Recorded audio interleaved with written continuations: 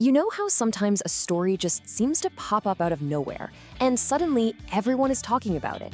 It's not some big flashy blockbuster, but something quieter that just captures people's hearts. Well, today, we're gonna unpack one of those exact stories.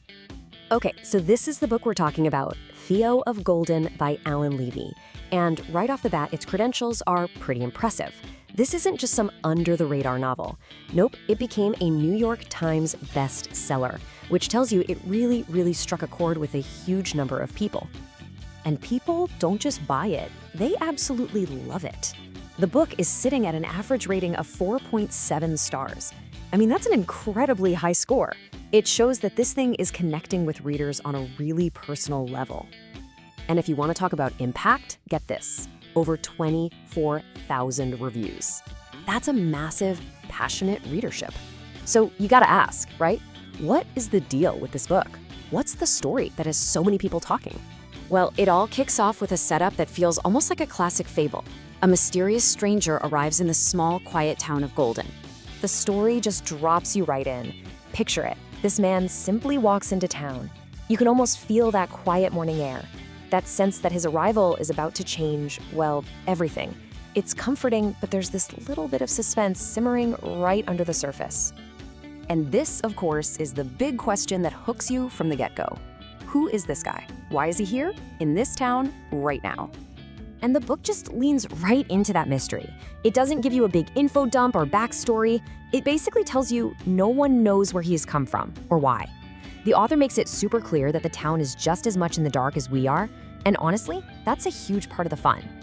And this little detail is so key to his character. Theo isn't just quiet, he's a total enigma.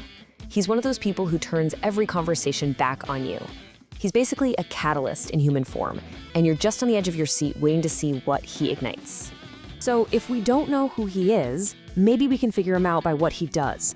And his mission, well, it's pretty unusual to say the least. The whole story really centers on the local coffee shop, and hanging on the walls are 92 pencil portraits of the people from town.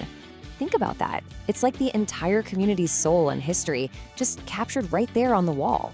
So this is what Theo does. It's his whole strange, wonderful method.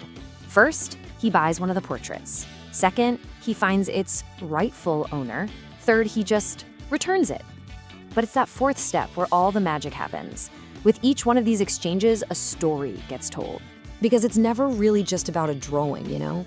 This super simple act of returning something to someone, it unlocks their stories. It forges these incredible connections. And it gently, quietly, starts to change people's lives all across Golden.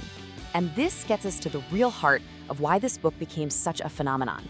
It's not just the clever plot, it's the powerful universal themes that are woven through Theo's quiet little journey. At its core, the story is exploring these big ideas we can all relate to. You've got creative generosity, the importance of wonder, that whole dance of giving and receiving, but it all seems to tie back to these invisible threads of kindness. And maybe most importantly, the simple power of being seen. So what does that even mean, to be seen? Well, it's pretty simple.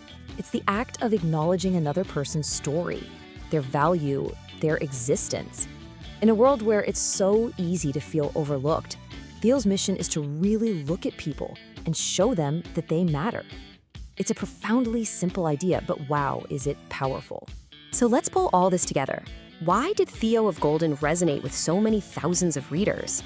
What's the big takeaway from this quiet phenomenon? I think it comes down to this. It's a story about the ripple effect. It's this beautiful, gentle reminder that you don't need to make some grand gesture to change the world. Sometimes the smallest, kindest act is all it takes to completely alter someone's life. And that really leaves us with a question to chew on, doesn't it? In our own lives, in our own communities, what does it really mean to see someone else? And just as importantly, what does it mean to let ourselves be seen by them?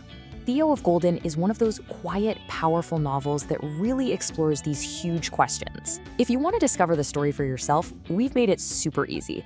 The link to this book is in the video description.